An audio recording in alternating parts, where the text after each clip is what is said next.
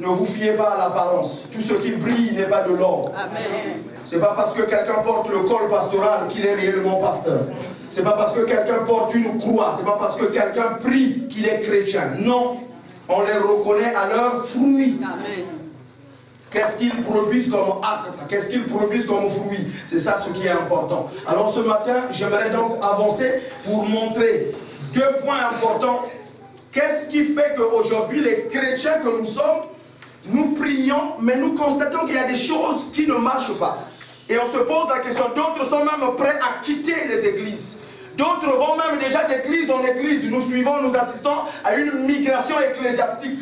Les autres quittent l'Afrique pour venir en Europe. D'autres quittent, en fait, c'est des immigrés, mais étant en même temps en France, immigrés. Ils quittent telle église, ils vont dans une autre église. Qu'est-ce qu'ils cherchent? Comprenez simplement que c'est un bébé spirituel.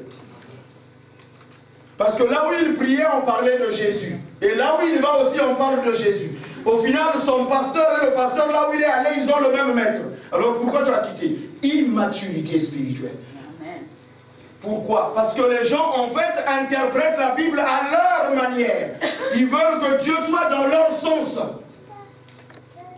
J'aurais voulu que Dieu fasse ça. Moi, je pense, c'est mon avis. Non, ce n'est pas notre avis qui compte, c'est la parole de Dieu. Amen. Jésus est venu à Jean-Baptiste et a dit à Jean-Baptiste, baptise-moi. Jean-Baptiste a dit non, c'est le plus grand qui bénit l'inférieur. Donc toi tu es l'aîné, spirituellement parlant, c'est à toi de me bénir. Jésus a dit, laissons faire ce qui est juste. Ce n'était pas la volonté de Jean-Baptiste qu'il fallait faire ou de Jésus. C'était la volonté du Père. Jésus a vu comment il devait nous sauver. Dieu lui a montré que pour sauver ces personnes-là qui sont tombées, comme tu as voulu les sauver, pour les sauver, il faut que tu meurs à la croix. De quelle manière? Dieu lui a montré comment il devrait mourir, comment on devait le flageller, comment on devrait le clouer à la croix. Alors Jésus a prié encore une 3e fois. Il dit, Père, est-ce que c'est pas possible qu'on change de moyen? Est-ce que c'est la seule possibilité de sauver ces personnes-là? Il n'y a pas un autre moyen. Mais il s'est rappelé, non pas ma volonté, mais ta volonté. Comme c'est ça que tu as décidé, alors je veux faire ta volonté. Que nous dit la Bible? Que ce livre de la loi ne s'éloigne pas de ta bouche, médite le jour et nuit, c'est alors que tu auras du succès, que tu réussiras. Pourtant, nous recherchons tous la réussite. Mais nous ne méditons pas la parole. Pourtant, la solution est bien claire. On ne le fait pas. À qui la faute? La bénédiction du juste est comme le soleil. Demande toujours à ton Père Céleste que faire. Ton mari a dit que vous devez acheter une voiture. Demande à Dieu, qu'est-ce que nous devons faire? Est-ce que c'est ça ta volonté? Ton mari a dit que tu dois aller prendre l'enfant et le déposer là-bas pour les vacances. Demande à Dieu si c'est ça qu'il faut faire. Parce que Dieu parle. Nous échouons parce que nous faisons ce que nous voulons, ce qui nous arrange, pas ce que Dieu nous a dit. Et c'est pour ça qu'on se prend toujours à Dieu. On s'en prend au pasteur. Et on commence à dire que non, là-bas il n'y a pas d'onction. C'est dans ta vie qu'il n'y a pas d'onction. Parce que tu n'écoutes pas Dieu. Puisque Dieu parle toujours, là-bas il n'y a pas d'onction. Non, en fait c'est toi. Puisque Dieu parle. Bien aimé, retournez à l'église catholique. Si vous ne voulez pas que Dieu vous parle, retournez là-bas. Parce que nous les chrétiens, Dieu nous parle. Amen. Jésus a dit, mes brebis entendent ma voix. Je les connais et elles me suivent. Il n'a pas dit les croyants, mes brebis. Si vous êtes brebis du Seigneur, Dieu doit vous parler. Amen. Dieu doit vous, pas peur, il doit vous parler. Josué chapitre 9, verset 1 jusqu'au verset 27. À la nouvelle de ces choses, tous les rois qui étaient en deçà du Jourdain, dans la montagne et dans la vallée, et sur toute la côte de la Grande Mer, jusqu'auprès du Liban, les Héthiens, les Amoréens, les Cananéens, les Phéréziens, les Éviens, les Girgasiens, s'unirent d'un commun accord pour combattre ensemble contre Josué et contre Israël. Regardez la coalition de ces personnes. Combien de personnes se sont mises ensemble pour combattre une seule personne, un seul peuple? Pour combattre cette famille-là, tous se sont mis ensemble.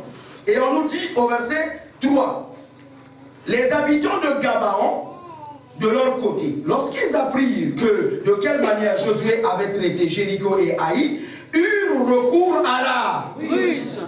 Vous êtes avec moi? J'aimerais bien aimer que vous soyez vraiment en train de suivre ensemble avec moi. Parce que c'est là, au fur et à mesure que je veux expliquer, je veux développer. On nous dit que le peuple de Gabaon, quand ils ont entendu comment Josué a traité Aïe et Jéricho, ils ont été rusés. Il y a des gens qui sont rusés. Il suffit qu'ils apprennent que toi tu veux te marier, il va commencer à venir te proposer des choses.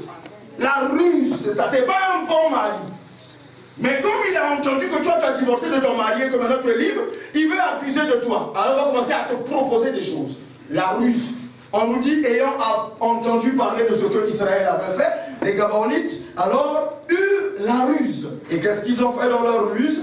Il dit au verset 4, ils eurent recours à la ruse et se mirent en route avec des provisions de voyage. Ils prirent des vieux sacs pour leurs ânes et des vieilles outres de vin déchirées et des habits recousus.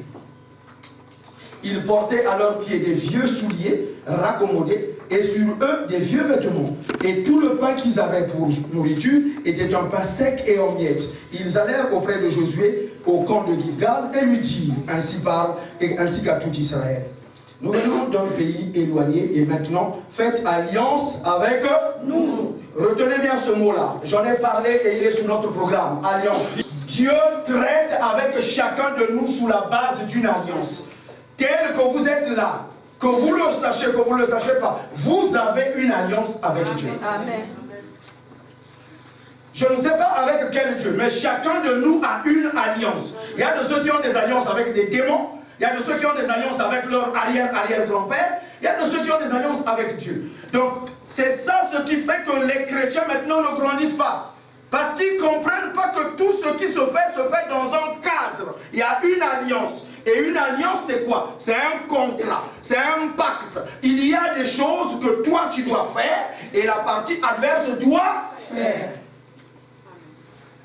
Et si tu ne respectes pas cela, tu es châtié par rapport au non-respect des clauses de l'alliance et aux mesures d'accompagnement. Tu es frappé pour cela. Et ici, le peuple arrive, ils disent, faisons alliance. Au verset 7, les hommes d'Israël répondirent à ces Séviens. Peut-être que vous habitez au milieu de nous. Et comment ferions-nous alliance avec vous? Ils dirent à Josué, nous sommes tes serviteurs. Et Josué leur dit, qui êtes-vous? Et d'où venez-vous? Ils répondirent, tes serviteurs viennent d'un pays très éloigné, sur le renom de l'Éternel ton Dieu, car nous avons entendu parler de lui et tout ce qu'il a fait en Égypte. Et de la même manière dont il a traité les deux rois, de laquelle manière il a traité les deux rois des Amoréens au-delà du Jourdain, Sion, roi de Hesbon, et Og, roi de Bassan, qui était à Astaroth. Verset 11. Et nos anciens et tous les habitants de notre pays nous ont dit, prenez avec vous des provisions pour voyager. Allez au-devant d'eux et vous leur direz, nous sommes vos serviteurs et maintenant faites alliance avec nous. Voici notre pain. Il était encore chaud quand nous l'avons fait. Nous avons fait des provisions dans nos maisons, le jour où nous sommes partis pour venir vers vous. Et maintenant, il est sec et en miettes.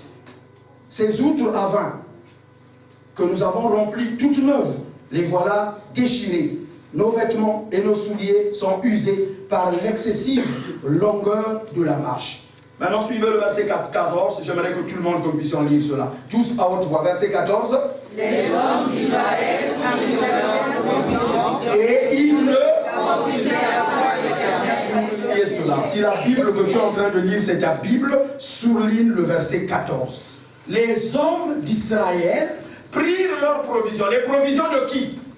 Des Gabaonites, sans consulter l'Éternel. Ils ont écouté leurs ruses, leurs mensonges. C'est comme toi, tu as donné ton corps à ce garçon-là sans même demander à Dieu. Et aujourd'hui, je te pose la question, pourquoi il t'a abandonné? Pourquoi? Tu as donné ton corps à cette femme-là sans même que tu poses la question à Dieu si c'est la femme qu'il te fallait. Maintenant, tu es surpris de te rendre compte que depuis que tu es avec elle, plus rien ne marche. Tu es responsable de ton engagement. Ils n'ont pas consulté Dieu. Pourquoi cette phrase figure-t-elle là dans la Bible? Nous allons continuer. Écoutez ce qui se passe maintenant. Au verset 15, je fais la lecture. Josué fit la paix avec eux et conclut une alliance par laquelle il devait leur laisser la vie. Vous entendez? C'était les ennemis de Dieu. Mais Josué traite une alliance avec eux et il dit en son temps, nous n'allons plus vous tuer. Ça va? Amen. Parce qu'ils sont venus mentir. Ils sont venus mentir. Et Josué dit non, donc on ne va plus vous tuer. Comme vous avez fait ce voyage, vous êtes venus, donc vous êtes nos alliés, vous êtes de notre côté. Sans avoir demandé à Dieu. Ce n'est pas Dieu qui lui a dit de conclure une alliance avec eux. Voilà les erreurs que les enfants de Dieu font. J'aimerais que tu poses la question à la personne qui est à côté de toi. Le travail que tu as là maintenant, la voiture que tu as achetée, est-ce que c'est Dieu qui t'avait dit d'acheter cette voiture? Est-ce que c'est Dieu qui t'a dit de faire ce travail-là? Ou c'est le besoin qui t'a poussé? Le mari avec lequel tu vis là, la femme avec laquelle tu vis là, tu es sûr que tu avais demandé à Dieu et que c'est Dieu qui t'avait dit? Ou tu as regardé ton âge, tu t'es dit, si je continue comme ça, quelqu'un m'a dit, pasteur, il y a des gens qui meurent maintenant avec les télécommandes à la main, à cause de l'AVC. Restez seulement là à la télé. Vous savez, les femmes seules qui vivent, chaque fois ils zappent seulement devant la télé. 15. La 3. Et donc, quand elles font l'AVC, elles meurent avec la télécommande. Des gens qui meurent avec des télécommandes maintenant, à la main. Faute de ça, fait chaque fois. Puisqu'il n'y a personne avec qui il parle. Tu risques de finir comme ça. Dites ça, c'est pas moi. Ça, c'est pas moi. Ah ouais. Ne soyez pas de ce côté-là. Le Seigneur a dit, si vous ne voulez pas vivre dans la débauche, mariez-vous. Donc Dieu est pour le mariage. Dis à ton voisin, Dieu est pour le mariage. Dieu est pour le mariage. Ils ont scellé des alliances, mais continuons, il y a des bonnes choses qui arrivent encore plus loin. Au verset 16. 3 jours après la conclusion de cette alliance. Retenez bien ces phrases-là. 3 jours après la conclusion de cette alliance, les enfants d'Israël apprirent qu'ils étaient leurs et qu'ils habitaient seulement au milieu. Voilà. Voilà. 3 jours après, ils se sont rendus compte qu'ils nous ont menti. Frère, pourquoi j'insiste là-dessus? Pourquoi les Gabaonites ont utilisé la ruse? Parce que les Gabaonites connaissaient qui sont les enfants d'Israël. Ils savaient que Israël est puissant. Depuis qu'ils sont sortis de l'Égypte, rien ne leur résiste. Et ils ont terrassé. Tous ceux qui voulaient résister, ils les écrasaient, ils les tuaient. Ceux qui ne résistaient pas, ils faisaient de leurs esclaves. Ils faisaient de leurs travailleurs. Mais ceux qui résistaient sur leur chemin, ils les rabouaient, ils les détruisaient et ils passaient leur chemin. Alors les Gabonites ont dit, ah non, non, ce peuple-là, on ne peut pas tenir tête, on va mentir. Et ils ont menti. Mais pourquoi? Maintenant suivez comment Josué traite la chose. Une fois qu'ils ont fait cela, verset 17. Car les enfants d'Israël partirent et arrivèrent à leur village le 3e jour. Leur ville était Gabaon, Kérifa, Béroth et Kirjat-Jearim. Voilà leur ville de ces enfants-là, de ces bandits-là. Maintenant au verset 18, on nous dit, ils ne les frappèrent point parce que les chefs de l'assemblée leur avaient juré par le Dieu d'Israël de leur laisser la vie. Mais toute l'assemblée murmura contre les chefs. Murmurait pour dire, mais comment le patron, le pasteur, n'a pas pu demander Dieu avant d'écouter ces personnes, ces Gabaonites. Donc, les chefs du peuple ont murmuré, mais Josué ne pouvait plus faire machine arrière. Pourquoi? Parce que c'était une alliance. Parce qu'il avait promis devant l'Éternel et au nom de l'Éternel. Bien-aimés, ce matin, je suis venu vous dire, quand vous prenez un engagement au nom de l'Éternel, arrêtez de jouer. Ne jouez pas. Or, qu'il y a parmi nous des gens qui vivent une vie double et qui viennent prendre la Sainte Seine. Et ils sont surpris de ce qui leur arrive comme maladie. Ils sont surpris de ceux qui ont des démangeaisons qu'ils ne comprennent pas. Ils sont surpris de ceux qui ont des situations. Aujourd'hui, quelqu'un l'appelle, il lui propose le mariage, demain il le chasse. Tu es sous. La Bible dit clairement que tu es maudit. Et c'est pour ça que d'autres meurent. D'autres, c'est pour ça qu'ils sont devenus infirmes. C'est dans la parole de Dieu. Si vous savez que vous n'avez pas dormi chez vous, vous êtes parti dormir chez quelque part, chez un pinot de secours, ne venez pas ici prendre la Sainte Seine. Pour votre bien, dis à la personne qui est à côté de toi, pour ton salut éternel. Ne fais pas ce genre de bêtises. Parce que Dieu ne pardonne pas pour ça. Amen. Amen. Les enfants d'Israël murmurèrent contre les chefs. parce qu'ils ont accusé et condamné Josué pour dire pourquoi il n'avait pas consulté Dieu. Verset 19. Et tous les chefs dirent à toute l'assemblée, nous leur avons prêté serment par l'Éternel le Dieu d'Israël. et maintenant nous ne pouvons plus les Toucher. Vous entendez?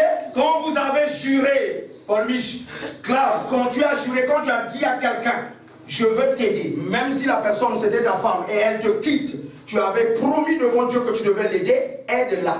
Si tu ne l'aides pas, Dieu va te frapper. Écoutez-moi très bien, Dieu va te frapper.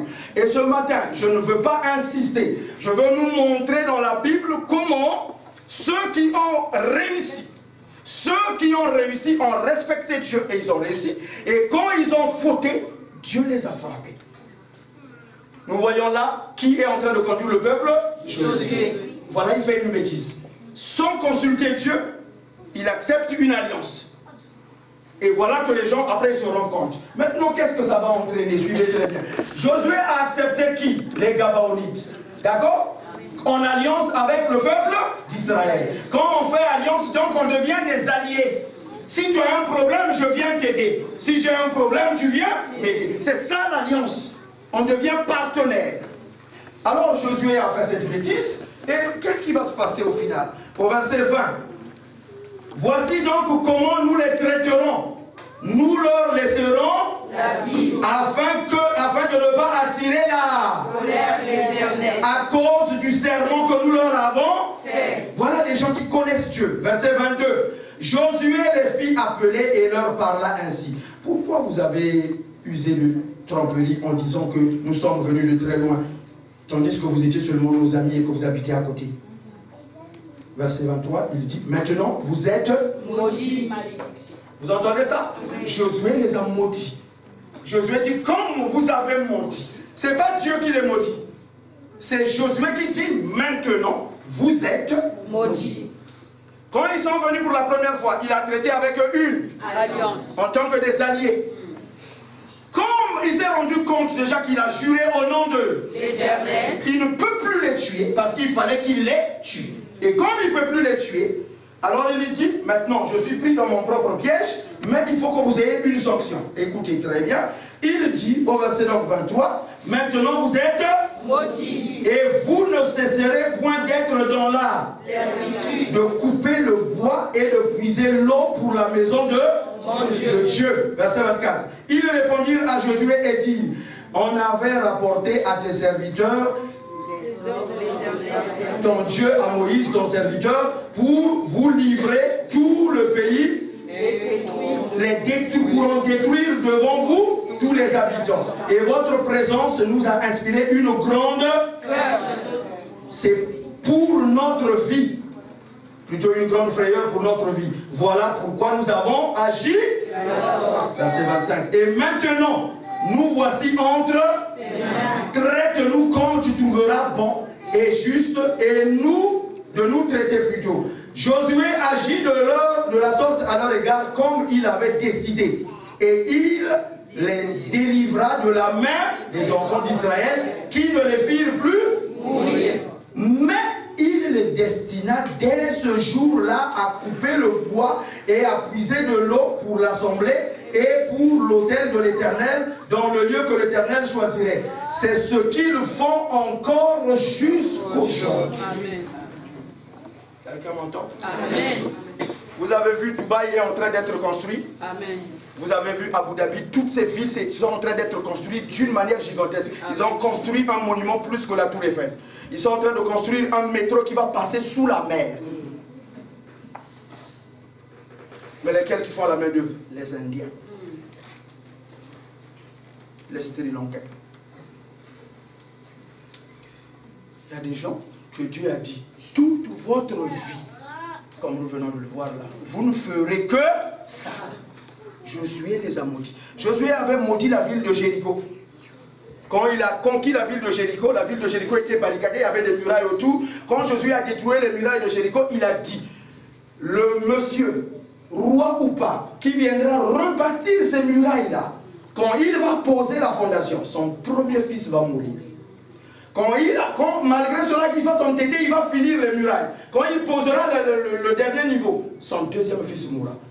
4 siècles après, 400 ans après, un roi est venu. Donc Josué est mort, on l'a enterré. Il a disparu de la mémoire des gens.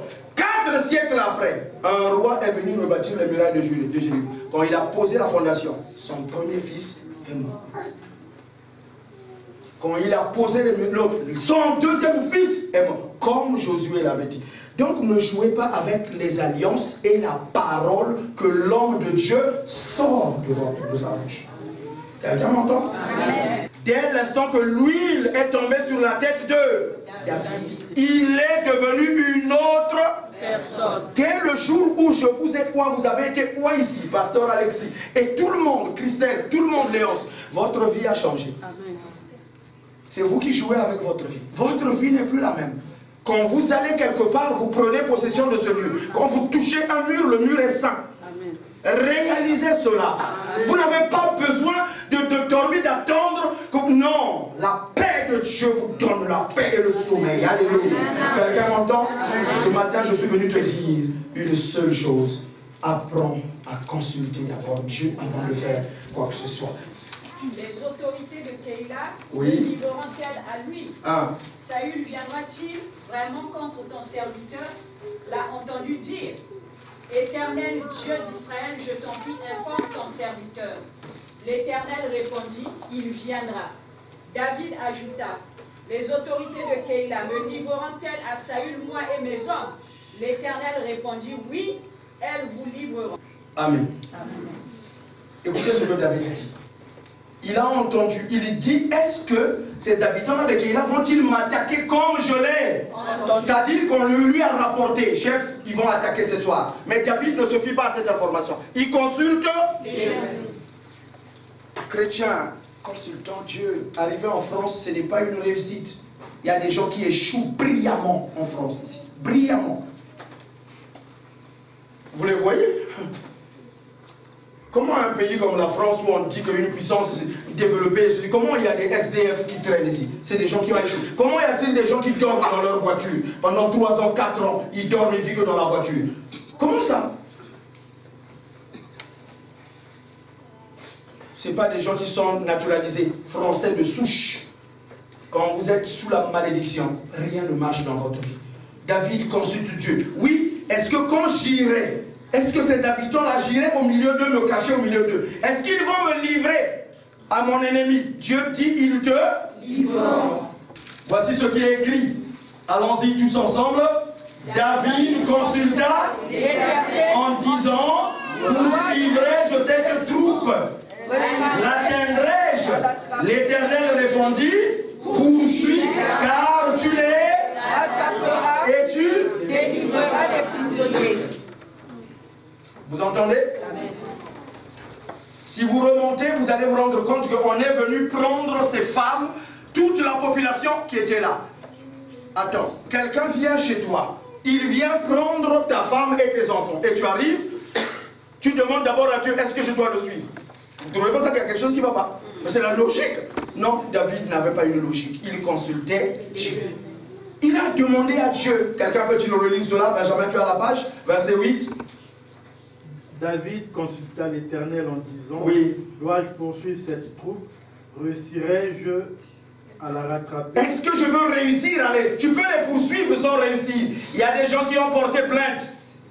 On a payé une certaine somme, il dit non, c'est de la justice, je vais avoir plus, je vais vous porter plainte, je fais un recours. Il a fait recours, jusqu'à présent, on ne l'a jamais payé. Et le pire, il a perdu le procès. Amen. Ce n'est pas le fait de poursuivre, ce n'est pas le fait de porter plainte ou de faire un recours. Consultons Dieu. Chrétien, consultons Dieu. Tu m'entends, Maria? Consulte Dieu pour tout ce que tu peux faire. Ce n'est pas ses tablettes, ce n'est pas sa beauté. Non, consulte Dieu. Est-ce que cet homme est celui que tu avais prédestiné depuis que j'étais dans le ventre de ma mère? Est-ce que c'est lui? Oui. Celui qui est fort aujourd'hui, celui qui est puissant aujourd'hui, qui a des tablettes, demain, il peut devenir sur une chaise roulante. Est-ce que tu supporteras cela toute ta vie? Quand vous avez un mari, il faut en prendre soin, Fatou. Si tu le jettes dans la rue, le chien du gardien va ramasser. Le chien du quartier va ramasser. Le chien du quartier, c'est les filles là qui ne sont pas mariées. Quand tu maltraites ton mari, tu ne lui laves pas les pieds, tu ne le masses pas. Hein? Je suis très sérieux. Et quand ce jour-là, il ira chez la petite copine, et la petite copine va dire, mais attends, enlève un peu ta veste là, il fait chaud. Il dit ça, on m'avait fait ça en débilité. On enlève la veste, et puis on lui amène un seau pour laver, pour manger, on t'amène un seau avec de l'eau pas froide, tiède, avec un peu de citron à l'intérieur. Donc le monsieur se dit que bon, puis nous comprenez ça là, il y a des choses comme ça qui existent. Sa femme ne connaît pas ça. Rien du tout. Vous voyez ça? Le mari découvre d'autres choses dehors et du coup, ta maison devient un dortoir. La maison de repos devient chez la copine là. Consultons Dieu. Est-ce que cet homme-là qui me fait la cour? Est-ce que cette femme-là qui veut de moi? Est-ce que c'est ce que tu veux, Seigneur? Est-ce que c'est elle qui vivra avec moi? Ou c'est une aventure? Seigneur, si c'est une aventure, ferme cette porte-là. Je refuse de jouer avec ma vie. Amen. Quelqu'un m'entend? Frères et sœurs, l'église du Rocher des Arches n'est pas un poulailler. L'église du Rocher des Arches, c'est un centre, c'est une maternité où les gens naissent et grandissent. Amen. Amen. Et ceux qui ne veulent pas grandir, allez ailleurs. Ici, nous voulons que vous puissiez grandir. Et ce que Dieu veut, c'est ce que nous avons vu dans le texte de Proverbe 4. La bénédiction de l'Éternel va croissante.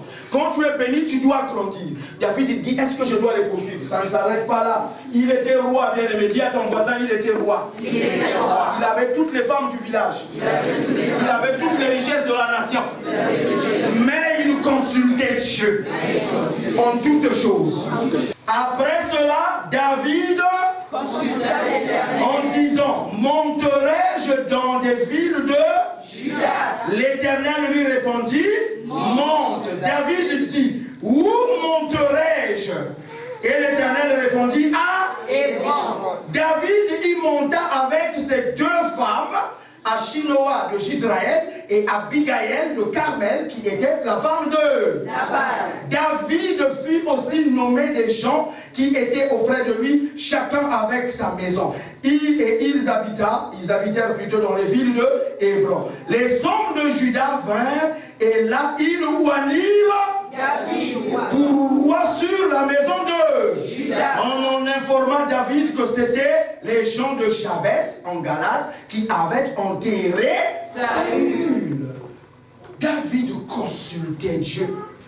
Les Philistins apprirent qu'on avait consacré par onction David comme roi sur Israël. Oui. Et ils montèrent tous à sa recherche. Oui. David en fut informé et descendit à la forteresse. Les Philistins arrivèrent et se déployèrent dans la vallée des Réphaïm. David consulta l'Éternel en disant, dois-je monter contre les Philistins? Les livrerais-tu entre mes mains?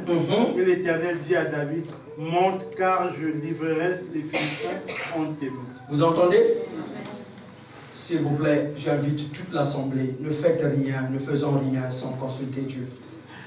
On ne fait pas de veillée de prière parce que l'autre église fait des veillées de prière. On ne fait pas un séminaire parce que les autres. Maintenant, regardez sur Facebook. Tout le monde, celui qui achète de nouvelles paires de chaussures, il fait des photos, il met. Ne suivez pas les choses pour le plaisir de le faire. Il s'organise, elle va au salon, elle se fait une nouvelle coiffe, qui gagne à changer son profil. Voilà. C'est du n'importe quoi, bien-aimé. Est-ce que c'est ça ce qui est utile? Mais j'aime une personne au milieu de nous qui chaque fois, sur son profil, met des textes bibliques. L'Éternel est celui qui m'a fortifié. Amen. Je placerai ma confiance en lui. Amen. Et elle ventile. C'est formidable. Communiquez la parole de Dieu. Tes cheveux ne vont sauver personne. Ta nouvelle coiffure ne va changer personne. Est-ce que c'est ça que Dieu t'a demandé de faire? Consultez Dieu. Ceux qui craignent l'Éternel se parlèrent. Suivez Dieu. Seigneur, j'ai eu mon bac. Quelle option dois-je choisir? Où je dois aller? Qu'est-ce que je dois faire? Prions Dieu, consultons Dieu, et ce que Dieu va te dire, même si tout le monde n'a pas choisi ça, choisis ça. Suis ça parce que Dieu dit vrai. Et c'est là que tu vas réussir. Amen. Ce matin, je suis venu dire à quelqu'un, ne laisse pas. Mais il y a quelqu'un qui a désobéi. Nous avons lu le texte de Josué. Josué a épargné les Gabaonites. Amen. Il les a épargnés. Et les Gabaonites sont restés en vie. Josué est mort. Et un roi est venu, le premier roi d'Israël. Son nom c'était qui? Saül, le premier roi d'Israël, est arrivé. Quand Saül est arrivé, il a vu que Israël était mélangé avec des gens, des Gabaonites. Ces gens-là, ils sont d'où? Et qu'est-ce qu'il a fait? Il les a fait tuer. Suivez très bien. Il les a fait tuer. Quand il les a fait tuer, Dieu est fidèle à son alliance. Les Israélites, au temps de Josué, avaient juré devant l'Éternel que nous ne vous tuerons jamais. Et Saül, Josué est mort, c'est vrai. Il est devenu le roi, lui, c'est vrai. Mais il a enfreint l'alliance et il a tué les Gabaonites. Du temps de David, il y eut une grande famine qui dura 3 ans. La famine a duré 3 ans en Israël. Israël est le peuple de Dieu. Suivez très bien. Je suis venu dire ce matin, quand quelque chose ne va pas, regarde ta vie. Chico, regarde ta vie, rentre en toi-même et pose-toi la question. Pourquoi mon mari va-t-il dehors? Il ne faisait pas ça avant. Pourquoi ma femme ne fait plus ce qu'elle faisait avant? Consulte Dieu, demandant au Seigneur qu'est-ce qui ne va pas. Ne cherchons pas d'abord à crier, à appeler les autres, à dire ce que tu as entendu. Il a encore fait ça. On appelle les gens. La personne que tu appelles elle-même, en fait, elle envie ton mari. Donc elle va rien te donner comme conseil. Au contraire, elle va te dire, mais si c'est comme ça, toi aussi montre-lui. En fait, il veut que vous soyez dans le même cas que elle. Séparée, femme seule. Oui. Non. Protège la nudité de ton mari. Protège la nudité de ta femme. Une famine dans un pays béni. Comment ça? Et une famine qui dure 3 ans. Alors allons-y. Qu'est-ce qui se passe? Qu'est-ce que David va faire? David rechercha l'Éternel et l'Éternel dit, c'est à cause de Saül, de sa famille sanguinaire, c'est parce qu'il a fait mourir les Gabaonites. Vous entendez? Est-ce que vous entendez? Amen. David consulte pendant une année, pendant que la famille était à 1 an. David n'a pas consulté Dieu, il se disait que ça va finir. 2 ans, non. 3 ans, il dit non. Au jour du bonheur, au jour du malheur, réfléchis pourquoi ton fils a échoué au bac. Ne rends pas grâce, ne dis pas que oui ça arrive, hein, tout le monde ne réussit pas. Non. Pourquoi tes enfants ne sont pas intelligents à l'école? Pourquoi? Ce sont des alliances scellées par les gens. C'est à cause de Saül et de sa famille sanguinaire, c'est parce qu'il a fait mourir les Gabaonites.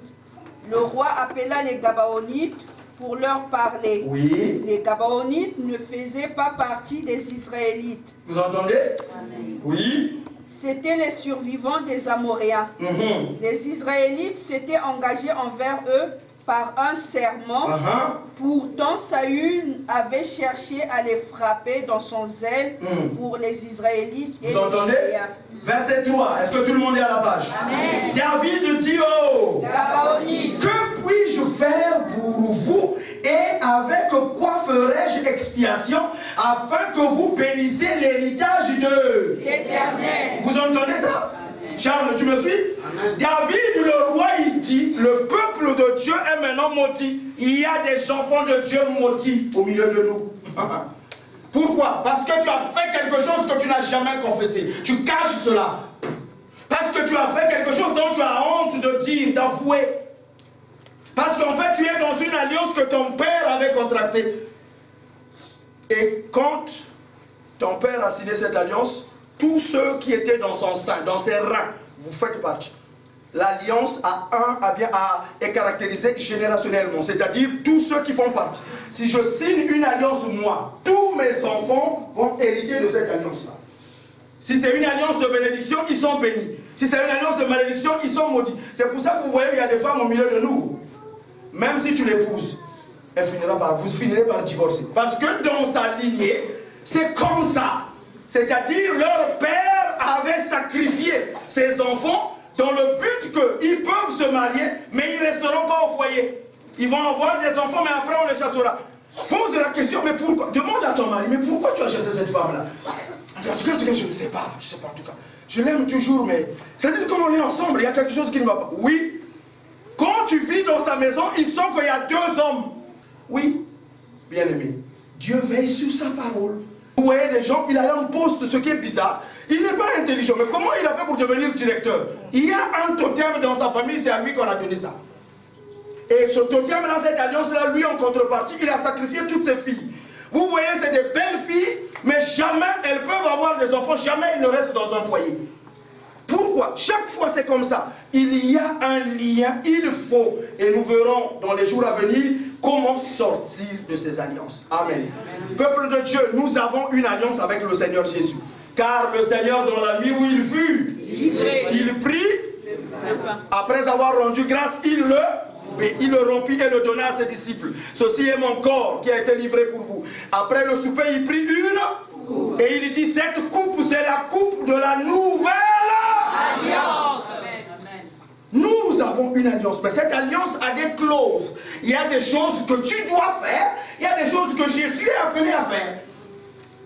Je reviens, on nous dit que si Saül, dans son zèle, avait tué les Gabaonites, Dieu était en colère maintenant contre Israël. Alors il les a frappés d'une famine pendant 3 ans. J'aimerais que tu te poses la question, d'où vient la situation que tu vis?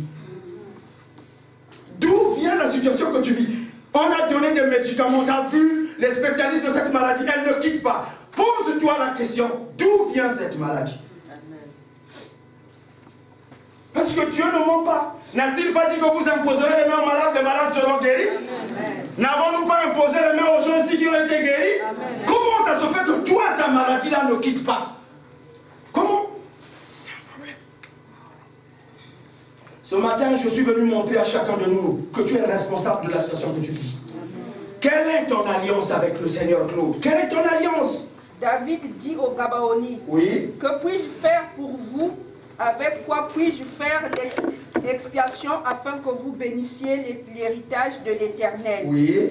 Les Gabaonites lui répondirent, oui. Ce n'est pas pour nous une question d'argent. Ce n'est pas pour nous une question d'argent ou d'or avec Saül et avec sa famille. Et ce n'est pas à nous qu'il appartient de faire mourir quelqu'un en Israël. Et le roi dit, que voulez-vous donc que je fasse pour vous?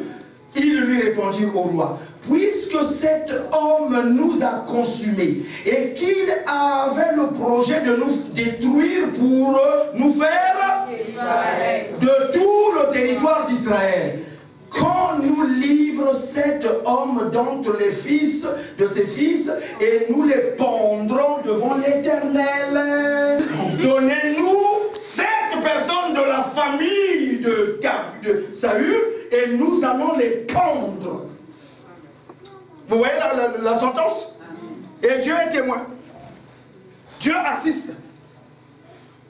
C'est son peuple qui a fauté. Dieu ne dit pas que c'est mon peuple, vous ne les touchez pas. Dieu respecte l'alliance. Tu avais dit que tu es enfant de Dieu. Tu n'auras pas d'autre Dieu devant moi. Et c'est quoi ces statuts? C'est quoi ces choses que tu portes? Certaines choses rentrent en nous. Je reviendrai là-dessus. Comment on rentre dans des alliances fausses? Parfois c'est par les vêtements. Parfois c'est, je suis désolé de vous le dire. Je suis vraiment désolé. Je sais que vous êtes très belles, toutes les femmes. Je suis désolé. Parfois c'est par les choses que vous mettez sur votre tête là.